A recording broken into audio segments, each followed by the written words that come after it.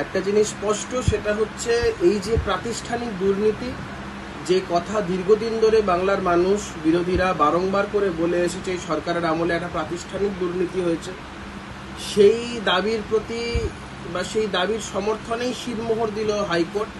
Legally বিষয়টা একদম যে টেনেবল সেই বিষয়টা হাইকোর্ট বুঝিয়ে দিল।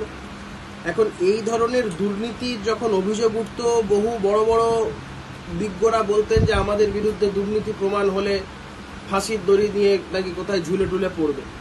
এখন তো ওই দুর্নীতি প্রমাণ হয়ে দাঁড়ালো, এখন কোথায় ফাঁসির দড়ি নিয়ে ঝুলবে সেই জায়গাটা চিহ্নিত করে রাখলেই ভালো হয়। এসএসসি নিয়োগ দুর্নীতি মামলার রায়দান বেআইনি বলে আক্রমণ করেছেন মুখ্যমন্ত্রী মমতা বন্দ্যোপাধ্যায়। বিজেপির বিচারালয় বলে হাইকোর্টকে চ্যালেঞ্জ ছুড়েছেন মুখ্যমন্ত্রী।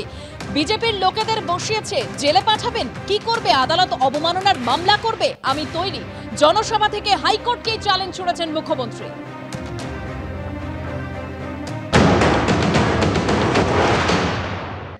পরশুদিন কি বললে একটা গদ্দার, আমি ঘৃণা করি ওর নাম বলতে, সেই জন্য ওকে বলেছি গদ্দার।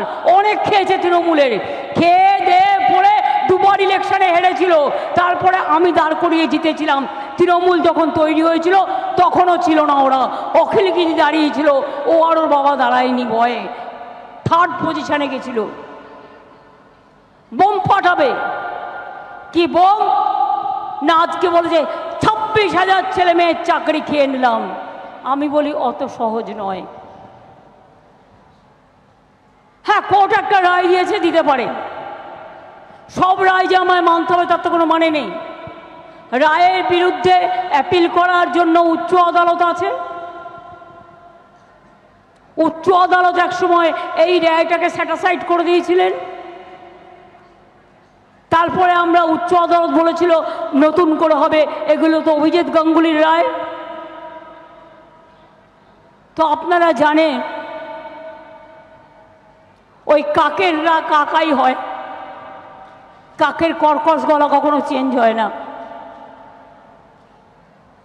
এই রায়ের বিরুদ্ধে আমরা সুপ্রিম কোর্টে যাচ্ছি। এই রায়টা বেআইনি রায়।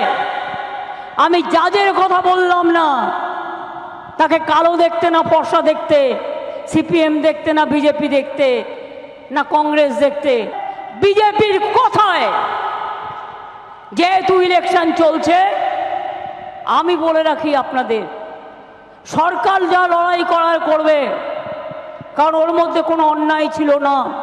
যদি অন্যায় থাকে আমায় বলুন, আমি রেকটিফাই করে নেব। আজকে 8 বছর বাদে আপনাদের মনে হলো ইলেকশনের সময় 26,000 ছেলে মেয়ের চাকরি খেয়ে নি, আর আমার হাতে 10 লক্ষ চাকরি রেডি হয়ে পড়ে আছে রাজ্য সরকারে, শুধু করতে পারছি না এই বিজেপির জন্য। কিছু করলে বিজেপি গিয়ে কোর্টে গিয়ে একটা পিল করছে, আর বিজেপির পিল খেয়ে চাকরিটাকে কিল মেরে দিচ্ছে। বিচার ব্যবস্থার প্রতি মমতা বন্দ্যোপাধ্যায় বিশ্বাস রাখবেন না, সংবিধানের প্রতি বিশ্বাস রাখবেন না, ভারতবর্ষের লোকসভা রাজ্যসভায় পাশ হয়ে যাওয়া আইনের প্রতি তার কোনো বিশ্বাস নেই, তাহলে ভারতবর্ষের অঙ্গরাজ্যের মুখ্যমন্ত্রী থাকার কি দরকার? হিন্দিতে একটা কথা আছে না, চুরি তার উপর সিনা জড়ি। আমরা মমতা বন্দ্যোপাধ্যায়ের প্রকৃষ্ট উদাহরণ। চুরি করে আপনারা চাকরি বিক্রি করেছেন, এবং হাটে বাজারে হাঁস মুরগি বিক্রি হয় এবং শিক্ষকের চাকরি আপনারা বিক্রি করেছেন, তার উপরে আবার নির্লজ্জের মতো এত বড় কথা বলছেন। এর মধ্যে সবাই যে চাকরি টাকা দিয়ে কিনেছেন তা নয়, অনেক যোগ্য ব্যক্তি আছে, কিন্তু কারো বাদ বিচার করা যাচ্ছে না। ঠক বাঁচতে গা উজার এরকম অবস্থা, সব মিলেমিশে যাচ্ছে, কোনো প্রমাণ নেই, কোনো টোটালটাই অব্যবস্থা কমিশনের। এর দায়টা কে নেবে? মুখ্যমন্ত্রীর উচিত এইসব ডায়লগবাজি না করে ইমিডিয়েটলি পদত্যাগ করা উচিত। এইটা